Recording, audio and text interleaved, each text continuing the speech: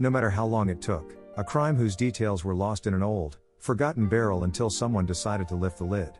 On September 2, 1999, in a suburb of New York City, there was a man named Ronald, who was busy cleaning his house and packing his belongings. He decided to sell his house and was preparing it to deliver it to its new owner. When Ronald went down to the basement, which was neglected and he rarely entered, a large metal barrel caught his eye. This barrel had been there since he bought the house 30 years ago, but he never cared about it. However, since the new owner stipulated that the house be received completely empty, it was obligatory for Ronald to get rid of the barrel. So he tried to carry it and move it outside, and despite it being very heavy, he managed with difficulty to carry it to the garbage container in front of the house, but unfortunately for him, the cleaners did not take it, but rather left him a piece of paper on which they wrote that the barrel was heavy and might contain toxic chemicals. Ronald decided to empty the barrel of some of its contents to reduce its weight and make it easier to carry and transport. So he took a hammer and began to slowly open the barrel. As soon as he removed the lid a little, a very unpleasant smell came out. However, Ronald continued to open the barrel and explore what was inside it out of curiosity. When he was finally able to lift the lid, he found the barrel filled with a strange green liquid, with a woman's shoe swimming in it. When he looked carefully, he was able to make out a human arm submerged inside the green liquid. Here he hurried to call the police. The house where the barrel was discovered. The police arrived quickly, and after taking Ronald's statements, the barrel was transferred to the forensic analysis laboratory to find out what the green liquid was, as well as the body inside it.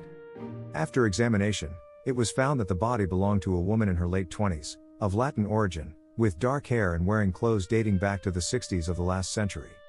This means that the crime occurred a long time ago, and the cause of death was determined by a strong blow to the head, and the X-rays also showed that the woman was pregnant in her 9th month of pregnancy and about to give birth at the time of her death. The barrel also contained a small notebook with dates and phone numbers almost erased by the green liquid. They also found 2 rings, a wallet, a necklace, and a plastic sheet of artificial tree leaves. The police immediately began trying to identify the woman. They first tried to process the diary and were able to restore and recover some numbers, but they were not working or belonged to people who had changed their place of residence a long time ago. The police also contacted all the neighbors of the house, but unfortunately no one knows anything, or rather remembers anything, as the crime occurred a long time ago. The barrel where the body was discovered. Although all the doors to the truth seemed closed at first glance, the police continued searching and investigating in the hope of catching the tip of a thread. So they began examining the barrel and found that it was made in the year 1965 and that it was used to transport dyes. The green liquid is a substance used to make plastic trees, and its production stopped in the year 1971. It was written on the barrel that it was sent to Millie Rose Plastic Company. After research, they found that it was a company that had been closed since the year 1971, and that the owner of the company was named Howard B. The Treasure, and that he was the first and original owner of the house in which the body was found, and that Ronald bought the house from him more than 30 years ago. Now the picture is starting to become a little clearer, and the investigators are busy trying to connect things together. The barrel, the green liquid, the plastic plants company, and Mr. Howard are all main leads in the case, but the missing link is the woman who owned the body, whose identity is still unknown. Mr. Howard is certainly connected to her mysterious death, but there is no evidence to convict him. Mysterious connection. As news of the crime spread on television and people talked about it, the police received a mysterious phone call from an unknown person who said that Mr. Howard was in a relationship with a Latina woman who worked for him during the 60s. The barrel whose picture they published on television is the same barrel that was present in the factory during that period. Despite the ambiguity of the call, it confirmed the police's suspicions about Howard, so they decided to question him. After searching, the police found that Howard is still alive. He is 71 years old, and he now lives in Florida, so the police moved to his house and began interrogating him. When asked about his relationship with the Latin woman, he admitted that he knew her, but he forgot her appearance and name and did not know her fate. Here, the police asked him to help her and provide a sample of his blood to match his DNA with the fetus that was found in the victim's stomach, but he strongly refused and asked them to leave his house immediately before his wife returned. After the police left, Howard left his home and went directly to a weapons store where he bought a rifle. His body was later found. He committed suicide with a gunshot to the head while sitting in his car. After Howard's suicide, the police took a sample of his blood and compared it with the fetus's DNA, and the match was perfect. Therefore, Howard is the father of the child with whom the murdered woman was pregnant. but the police still had to find out the identity of the woman and the reason for her killing, and they were unable to do so, as the only person who knew the woman well had committed suicide. The police were forced to return to the phone book they found inside the barrel and try again with the numbers in it. After many attempts, it seems that luck finally smiled at the investigators. They were able to contact a phone number that was still working, and its owner, whose name is Cassie, had not changed her residence or phone number for a long time. During her interrogation, she told them everything she knew about the owner of the diary. Go back 30 years. Rina Watarocan. Reina Marroquin was born in the year 1941 in El Salvador at a time when the country was suffering from major political, economic and social problems, and all people dreamed of immigrating to improve their conditions. Rina lived with her family despite their poverty, and when she grew up, she met a man, fell in love with him, and they married. But in the year 1966, Rina discovered her husband's infidelity, so she decided to leave him and immigrate to the United States. She no longer had any hope in her home country, so she settled in New York and began working as a nanny to pay her living expenses. But she soon left this job, as her ambition was always to work in the field of fashion, and she began learning English with a woman named Cassie, who is also from El Salvador, and they quickly became good friends. Cassie helped Rina find a new job in a plastics factory, so Rina had a new job, a new friend, and a new lover as well. Rina was telling Cassie everything that happened to her at work or outside of it, and she told her about her new lover and that he was married with 3 children, but she did not tell her his name. Over time, Rina became pregnant with a child from her boyfriend, who promised to marry her, but he did not keep his promise and was always evading and procrastinating. You must have guessed that Rina's lover was none other than Mr. Howard, the owner of the company. Rina knew that she had to find a solution, as she was about to give birth, so she decided to call Howard's wife and tell her everything. When Howard found out about this, he went crazy and called Rina and threatened to kill her. Rina was very afraid, especially since she had no support or family, so she immediately called her friend Cassie and told her what happened and that she was afraid and did not feel safe. Cassie felt worried about Rina after this call, so she went to her apartment to check on her, but she did not find her. She waited there until darkness fell, but she did not come that night or any other night. Cassie went to the police and reported her friend missing, but the police did not care because Rina was not an American but an immigrant, and it was possible that she had returned to her homeland. But Cassie remained worried, especially since Rina's mother told her that when she called her, her daughter had not spoken to her for a while, but Cassie had nothing to do. Thus, the case was neglected, and Rina was not searched for and was forgotten until the issue of the barrel and the body came to light. A picture of Howard before his death, and a picture of Rina's mother. Her daughter waited 30 years to bury her and then she died a short time later and slept next to her. Indeed, all hearts can forget you except your mother's heart. After the information Cassie provided about Rina, the police created an imaginary scenario for what happened on the day of the crime.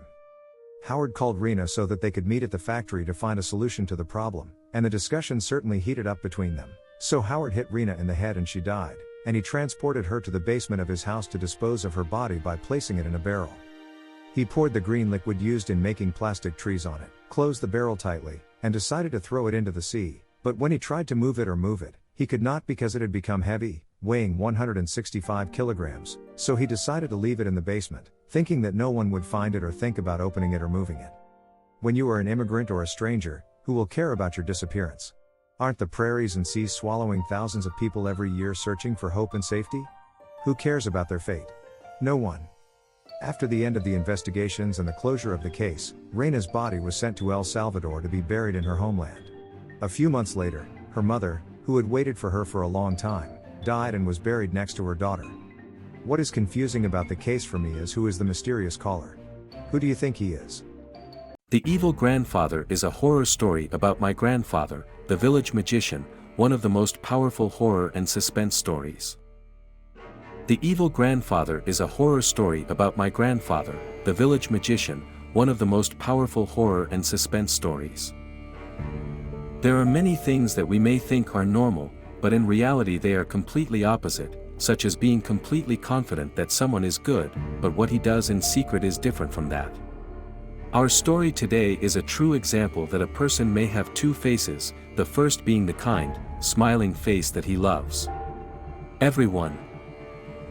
The other is the terrifying face, where satanic actions are hidden behind this face, to say the least they are actions that do not belong to goodness at all. Our date today is with a new story of exciting horror stories. Our story about the evil grandfather is terrifying, and it is one of the most wonderful stories. We hope that you enjoy the story, and we hope you like it. My name is Samar. I am an 11-year-old girl. I live with my family in a house located in one of the beautiful rural villages that is dear to my heart. In our village there is a school where I go to learn. I have friends and neighbors. We play with each other every day in front of our homes. Life. For me, life is beautiful and flawless. Let us now introduce you to the family members whom I have all the love and respect for. My father, who works like most men in the village in agriculture. My mother, who cares about me and loves me very much, and sometimes I feel that she loves me more than my brothers. I have 3 brothers, and they are Maram, who is my older sister, who is 16 years old, and my 2 brothers, Mazen and Majid, the first of whom is 13 years old. Majid is my younger brother and he is 8 years old. My grandmother and grandfather live with us in the house. They are also among the closest people to me, especially my grandfather, who cares about me a lot. Everything was normal until last year.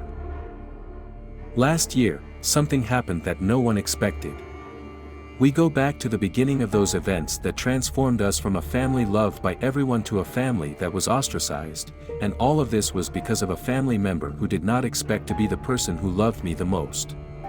Some strange things began to happen to certain people in the village. We may wake up in the morning to find that someone has gone crazy or that there is a woman who has become infertile and will not give birth. In fact, we used to say that this is God's decree and we should never object.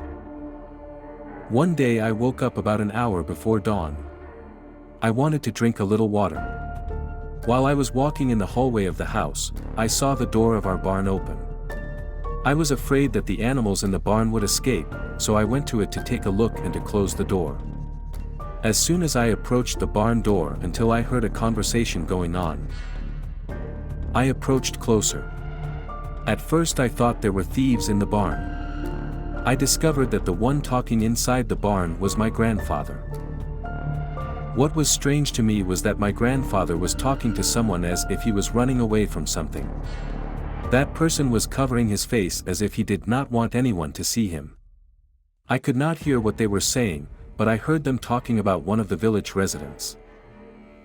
Then that person finished his conversation with my grandfather and I went to hide to see what would happen. That strange person came out of the barn and my grandfather closed the barn door and returned home. That day I could not sleep. There were a lot of things running through my mind. Who is this strange person? Why were they talking about that person in the village? Curiosity was killing me to know who that hidden person was and why he was hiding his face. I had no choice but to observe the person whose name was mentioned in that secret meeting. I also decided to keep an eye on my grandfather to see what he was hiding. About 4 days after that night, something suspicious happened in the village, something unimaginable. That person that my grandfather spoke about with that strange man, a very bad thing happened to him. That person went blind and suffered from a health problem from which the doctors in the village told him that he would not survive it and that his days in this life were numbered. I do not hide from you, I felt afraid of my grandfather and was certain that he never did the right things. I watched my grandfather more, and it was a surprise that shocked me severely. I saw a woman with my grandfather in the barn, and this time I heard the entire conversation. I discovered that my grandfather was performing witchcraft on people in exchange for large sums of money, and this woman wanted to cause harm to her neighbor.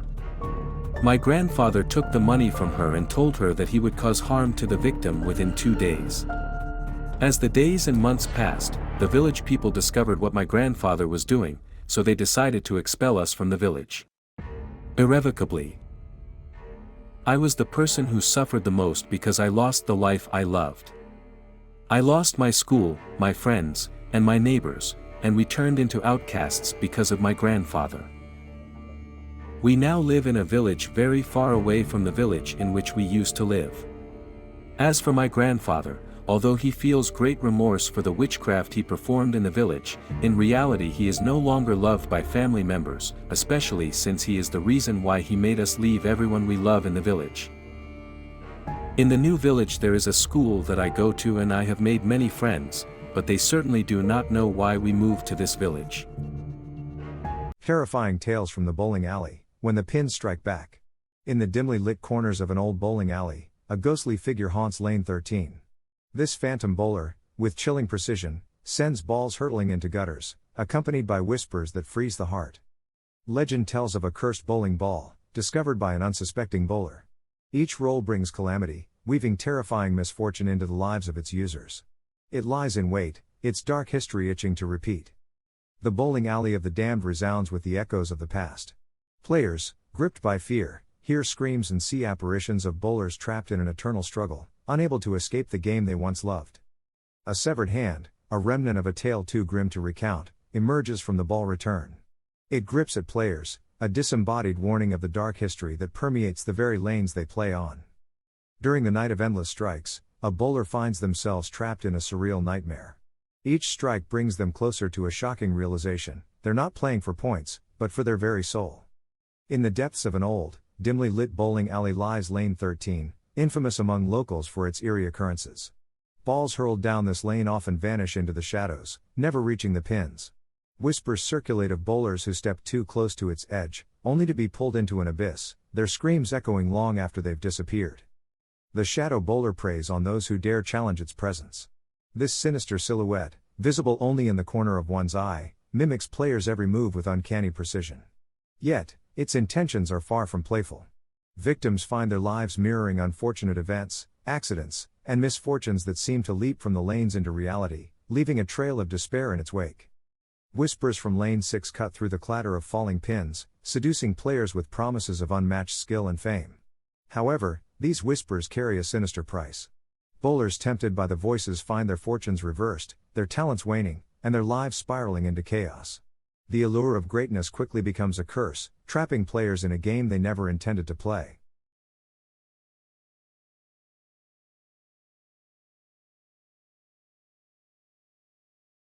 A seemingly innocuous bowling glove of sorrow sits forgotten on a bench, its history steeped in tragedy.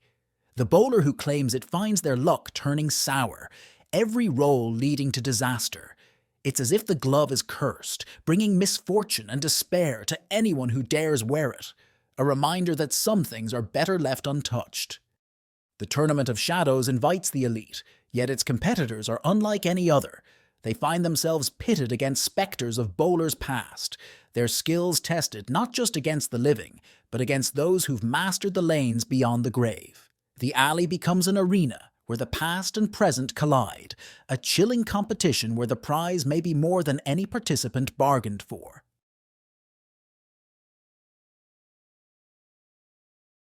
A bowling ball, abandoned and covered in dust, began to roll on its own accord. It smashed into pins with supernatural force, leaving destruction in its wake, and instilling an uncontrollable fear in everyone who witnessed its unending journey. Players stumbled upon the lanes of time, each roll transporting them to eerie, historical settings. They faced the terrors of ancient plagues, medieval battles, and ghostly apparitions, each game a trial against the horrors of the past.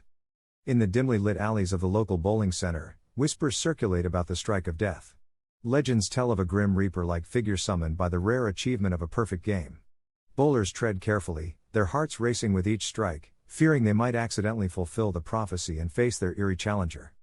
The alley's echoes add a chilling layer to the game. As balls thunder down the lanes, cries for help eerily bounce off the walls, leading curious and brave souls to a hidden, haunted room. Inside, the remnants of games past linger, with bowlers long gone reaching out from beyond, ensnaring the living in their tormented eternity. The bowler without a face appears only at the stroke of midnight, challenging the solitary or the straggling few to a match with stakes beyond comprehension. This spectral competitor, devoid of identity, plays with a precision that's both mesmerizing and terrifying, leaving opponents questioning their very reality. Playing with the poison pins turns the game into a hallucinogenic nightmare. Unwitting bowlers find themselves struck by vivid, often horrifying visions as they release their ball toward the pins, coated in a mysterious, mind-altering substance. The experience leaves players disoriented, struggling to discern the game from their darkened fantasies. The game that never ended traps participants in an endless cycle of bowling, an obsession that grips their soul. Players find themselves unable to leave, their bodies moving almost autonomously, hurling ball after ball down the lane until they collapse from exhaustion, yet their minds remain trapped in the game, forever yearning for one more frame. In the heart of the city, a group of friends stumbled upon a mysterious figure in the alley, offering them unparalleled bowling prowess in exchange for an undefined favor. The allure of victory clouded their judgment, leading them into a pact that would haunt their games and lives. As they dominated leagues, the cost became apparent. Misfortune struck each member, unraveling their bond and leaving them to question if greatness was worth their collective doom. The haunted trophy, a prize shrouded in legend, became the obsession of every bowler who heard its tale. Winners basked in fleeting glory, only to be tormented by nightmares and relentless bad luck. The curse could only be lifted by passing the trophy to another unsuspecting champion, making each victory a poisoned chalice that no one dared celebrate for long. At lane 29, an ordinary game turned extraordinary when the ball veered into a vortex, pulling the bowler into a parallel dimension. This lane, known to few, was a portal where time and space convoluted, trapping those who dared to play. Rescues were futile, the vortex concealed its victims, leaving behind only the echo of their departure. Renting a pair of seemingly innocuous shoes turned into a nightmare for those unlucky enough to choose the cursed pair. Dubbed the bowling shoes of despair, they ensnared wearers in a web of misfortune, from gutter balls to inexplicable accidents, leading some to wonder if the shoes walked a path of doom rather than lanes of polished wood. The last pin standing was an anomaly, a single pin that defied physics and predictions. Striking it down was a feat that brought immediate regret, as visions of the bowler's demise flashed before their eyes, a grim reminder that some victories come with a terrifying cost. This pin, cloaked in superstition, became the alley's most chilling legend, challenging the courage of those who dared to aim for a perfect game. Unveiling the Shadow, the Monster of Florence. The Monster of Florence, a notorious Italian serial killer, instilled fear across Italy with a series of gruesome murders. This enigmatic figure's reign of terror began in 1968, casting a dark shadow over Florence for decades.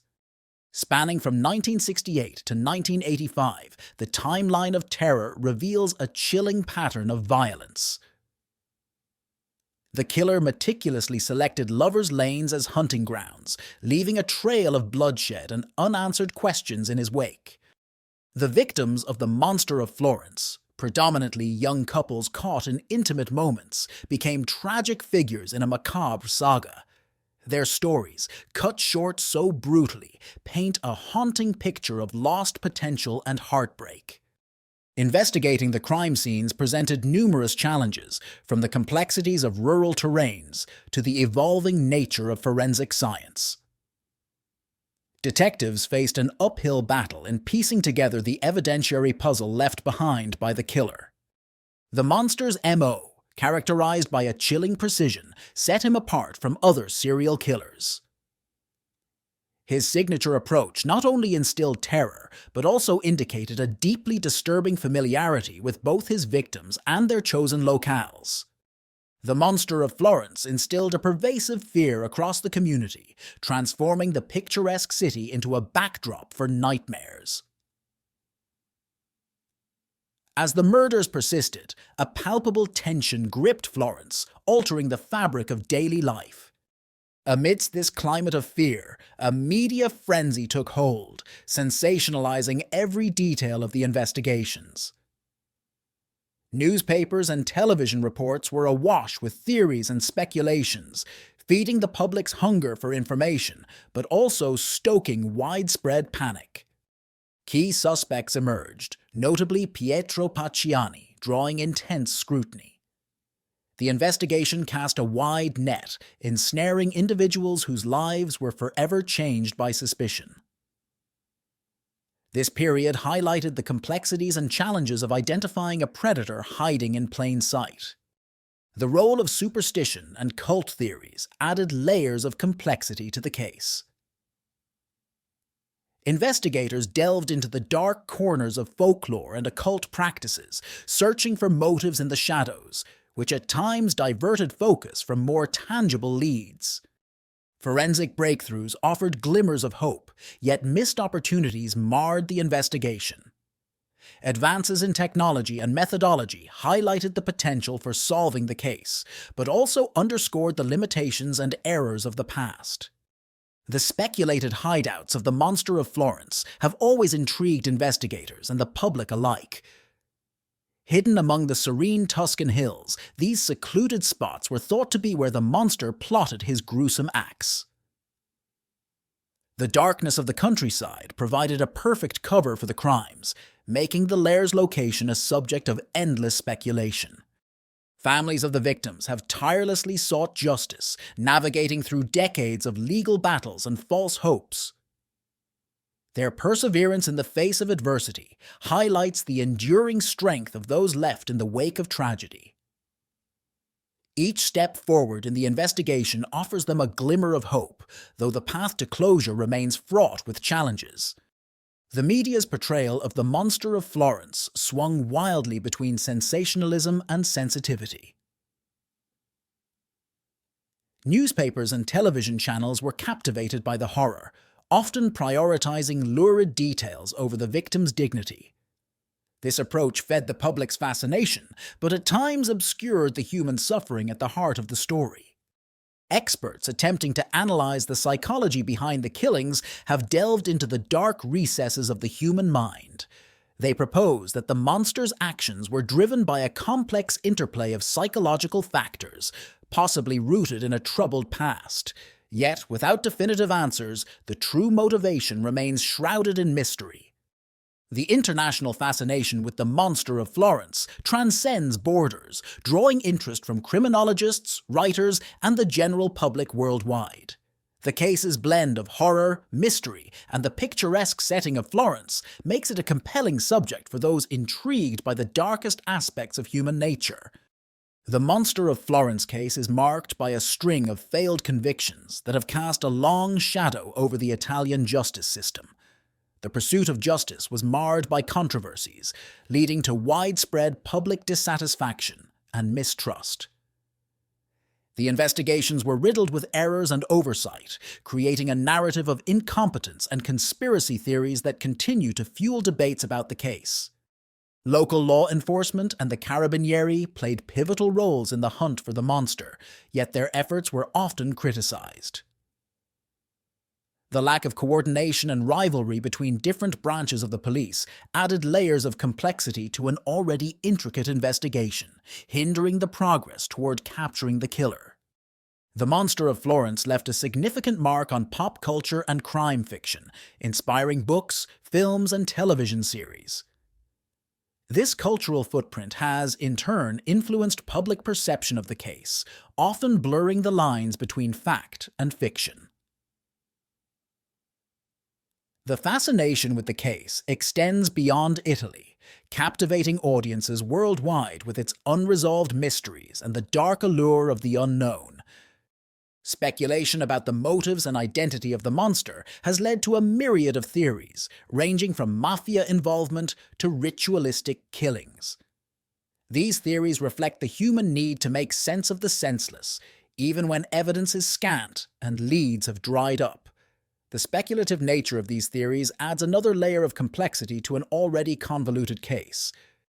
Despite the passage of time, the search for closure in the Monster of Florence case continues. The lack of a definitive resolution leaves the victims' families in a perpetual limbo, clinging to the hope that one day justice will be served.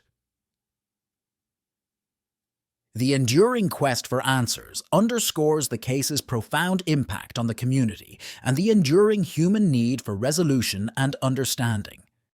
The Monster of Florence case marked a pivotal moment in the evolution of forensic science. As investigators grappled with the horror of the murders, they leaned heavily on emerging forensic techniques. These innovations, though groundbreaking, were not enough to penetrate the shroud of mystery surrounding the killer's identity, highlighting the limitations of forensic science of the time. The legacy of fear left by the monster's crimes had a profound impact on Italian society. It wasn't just the brutality of the murders that shook the nation, but how they altered perceptions of safety. Italians were forced to confront the terrifying reality that such evil could lurk within the picturesque landscapes of Florence, changing the way people viewed their neighbors and the night. Among the most chilling aspects of the Monster of Florence case are the victims themselves. Each victim's story is a somber reminder of the human cost of the monster's reign of terror. Their lives, cut tragically short, are a poignant part of the narrative, underscoring the urgency of seeking justice for their deaths. Conspiracy theories have long shadowed the investigation into the Monster of Florence, complicating the pursuit of truth. These theories, ranging from mafia involvement to occult practices, have muddied the waters, making the task of deciphering fact from fiction all the more challenging for investigators. The Italian judiciary's struggle with these complexities has been a critical aspect of the case's ongoing intrigue. The psychological profile of the Monster of Florence offers fascinating insights into the mind behind the murders. Experts believe that understanding the killer's psyche is key to unraveling the mystery. However, the elusive nature of the monster's identity means that these psychological profiles, while insightful, remain speculative, adding another layer of complexity to an already intricate case. The enduring mystery of the Monster of Florence captivates both the public and investigators alike. Despite decades of efforts, the case remains unsolved, shrouded in a plethora of theories yet starved of conclusive evidence. This unresolved nature fuels an ongoing fascination and a relentless quest for the truth, making it a perplexing enigma in criminal history. The role of the Italian press has been pivotal in shaping the narrative around the Monster of Florence. Through sensational coverage and speculative reporting, the media not only influenced public perception, but also, arguably, the direction of the investigations. This interplay between journalism and justice highlights the complex dynamics at play in high-profile criminal cases. Looking ahead, the future of the investigation into the Monster of Florence holds both promise and uncertainty. Advances in forensic science and new investigative techniques offer hope for breakthroughs, yet the passage of time erodes key evidence and witnesses, presenting a race against the clock for closure. The impact of the Monster of Florence on true crime literature and documentary filmmaking is profound. This case has inspired a wealth of creative explorations, from books to films, reflecting society's deep-seated fascination with the macabre. These works serve not only as entertainment, but also as a somber reminder of the real-world horror experienced by the victims and their families. Reflecting on the Monster of Florence case offers valuable lessons in the realms of criminal investigation, media influence, and public perception. It underscores the importance of rigorous, unbiased investigative work and the power of storytelling in shaping narratives. Ultimately, it reminds us of the enduring human desire for justice and the complexities of achieving it in the face of profound evil.